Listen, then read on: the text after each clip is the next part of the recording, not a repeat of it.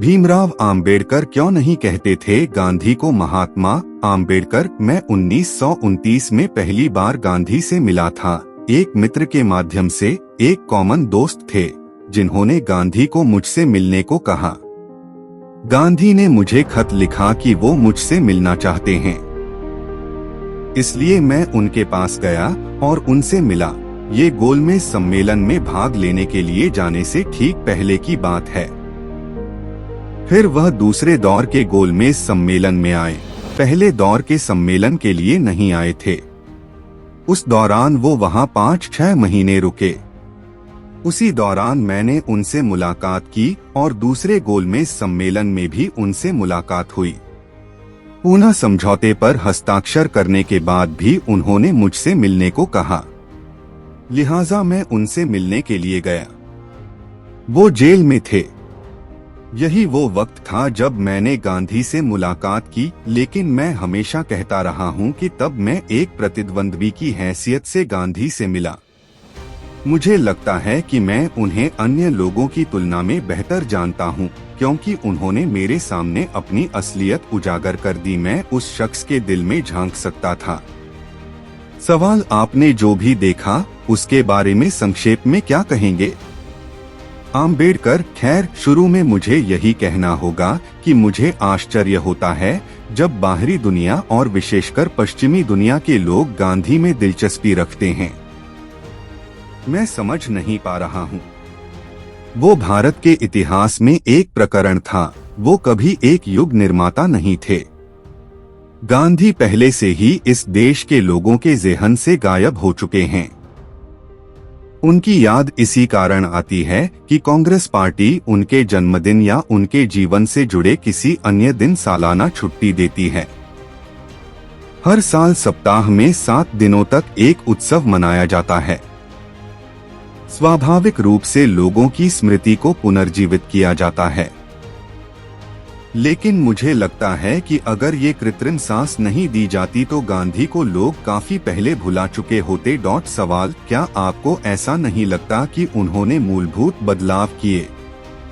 आम्बेडकर नहीं, कभी नहीं, बल्कि वो हर समय दोहरी भूमिका निभाते थे। उन्होंने युवा भारत के सामने 2 अखबार निकाले, पहला हरिजन अंग्रेजी में और गुजरात में उन्होंने एक और अखबार निकाला जिसे आप दीनबंधु या इसी प्रकार का कुछ कहते हैं। यदि आप इन दोनों अखबारों को पढ़ते हैं तो आप पाएंगे कि गांधी ने किस प्रकार लोगों को धोखा दिया। अंग्रेजी समाचार पत्र में उन्होंने खुद को जाति व्यवस्था और अस्पृश्यता का विरोधी और खुद को लोकतांत्रिक बताया। लेकिन अगर आप गुजराती पत्रिका को पढ़ते हैं तो आप उन्हें अधिक रूढ़िवादी व्यक्ति के रूप में देखेंगे।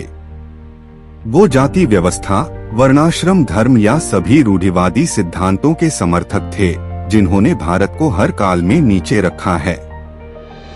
दरअसल किसी को गांधी के हरिजन में दिए गए बयान और गुजराती अखबार में दिए उनके बयानों का तुलनात्मक अध्ययन करके उनकी जीवनी लिखनी चाहिए। गुजराती पेपर के 7 खंड हैं। पश्चिमी दुनिया सिर्फ अंग्रेजी पेपर पढ़ती है, जहां गांधी लोकतंत्र में विश्वास रखने वाले पश्चिमी लोगों के सम्मान में खुद को बनाए रखने के लिए लोकतांत्रिक आदर्शों की वकालत कर रहे थे। लेकिन आपको ये भी देखना होगा कि उन्होंने वास्तव में अपने स्थानीय पेपर में लोगों से क्या बात की थी। ऐसा लगता है कि किसी ने इसका कोई संदर्भ नहीं लिया है। उनकी जितनी भी जीवनियां लिखी गई हैं, वो उनके हरिजन और युवा भारत पर आधारित हैं और गांधी के गुजराती लेखन के आधार पर नहीं। सवाल, फिर जाति संरचना में हरिजन को भगवान के रूप में प्रस्तुत करने के पीछे उनका असली इरादा क्या था?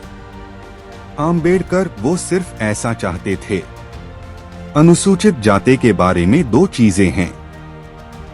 हम अस्पृश्यता समाप्त करना चाहते हैं, लेकिन साथ ही हम ये भी चाहते हैं कि हमें समान अवसर दिया जाना चाहिए ताकि हम अन्य वर्गों के स्तर तक पहुंच सकें। अस्पृश्यता को बिल्कुल धो देना कोई अवधारणा नहीं है। हम पिछले 2000 वर्षों से अस्पृश्यता को धो रहे हैं। किसी ने इसके बारे में चिंता नहीं की है। हाँ, कुछ कमियां हैं जो बहुत हानिकारक हैं। उदाहरण के लिए लोग पानी नहीं ले सकते हैं, लोगों के पास खेती करने और अपनी आजीविका कमाने के लिए भूमि नहीं हो सकती है।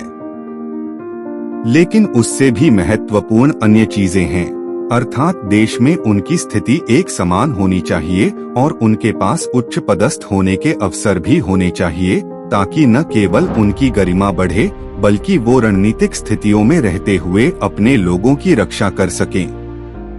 गांधी इस विचार के बिल्कुल विरुद्ध थे, बिल्कुल खिलाफ। सवाल, क्या आपको ऐसा नहीं लगता कि उन्होंने मूलभूत बदलाव किए? आम्बेडकर नहीं, कभी नहीं, बल्कि वो हर समय दोहरी भूमिका निभाते थे। उन्होंने युवा भारत के सामने 2 अखबार निकाले, पहला हरिजन अंग्रेजी में और गुजरात में उन्होंने एक और अखबार निकाला जिसे आप दीनबंधु या इसी प्रकार का कुछ कहते हैं। यदि आप इन दोनों अखबारों को पढ़ते हैं तो आप पाएंगे कि गांधी ने किस प्रकार लोगों को धोखा दिया। अंग्रेजी समाचार पत्र में उन्होंने खुद को जाति व्यवस्था और अस्पृश्यता का विरोधी और खुद को लोकतांत्रिक बताया, लेकिन अगर आप गुजराती पत्रिका को पढ़ते हैं तो आप उन्हें अधिक रूढ़िवादी व्यक्ति के रूप में देखेंगे। वो जाति व्यवस्था, वर्णाश्रम धर्म या सभी रूढ़िवादी सिद्धांतों के समर्थक थे जिन्होंने भारत को हर काल में नीचे रखा है। दरअसल किसी को गांधी के हरिजन में दिए गए बयान और गुजराती अखबार में दिए उनके बयानों का तुलनात्मक अध्ययन करके उनकी जीवनी लिखनी चाहिए। गुजराती पेपर के 7 खंड हैं। पश्चिमी दुनिया सिर्फ अंग्रेजी पेपर पढ़ती है, जहां गांधी लोकतंत्र में विश्वास रखने वाले पश्चिमी लोगों के सम्मान में खुद को बनाए रखने के लिए लोकतांत्रिक आदर्शों की वकालत कर रहे थे। लेकिन आपको ये भी देखना होगा कि उन्होंने वास्तव में अपने स्थानीय पेपर में लोगों से क्या बात की थी। ऐसा लगता है कि किसी ने इसका कोई संदर्भ नहीं लिया है। उनकी जितनी भी जीवनियां लिखी गई हैं, वो उनके हरिजन और युवा भारत पर आधारित हैं और गांधी के गुजराती लेखन के आधार पर नहीं। सवाल, फिर जाति संरचना में हरिजन को भगवान के रूप में प्रस्तुत करने के पीछे उनका असली इरादा क्या था? आम्बेडकर वो सिर्फ ऐसा चाहते थे। अनुसूचित जाति के बारे में 2 चीजें हैं। हम अस्पृश्यता समाप्त करना चाहते हैं, लेकिन साथ ही हम ये भी चाहते हैं कि हमें समान अवसर दिया जाना चाहिए ताकि हम अन्य वर्गों के स्तर तक पहुंच सकें।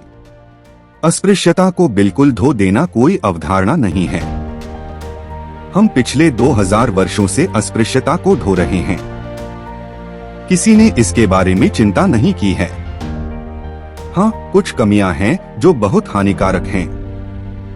उदाहरण के लिए लोग पानी नहीं ले सकते हैं, लोगों के पास खेती करने और अपनी आजीविका कमाने के लिए भूमि नहीं हो सकती है। लेकिन उससे भी महत्वपूर्ण अन्य चीजें हैं, अर्थात देश में उनकी स्थिति एक समान होनी चाहिए और उनके पास उच्च पदस्थ होने के अवसर भी होने चाहिए, ताकि न केवल उनकी गरिमा बढ़े बल्कि वो रणनीतिक स्थितियों में रहते हुए अपने लोगों की रक्षा कर सकें। गांधी इस विचार के बिल्कुल विरुद्ध थे, बिल्कुल खिलाफ।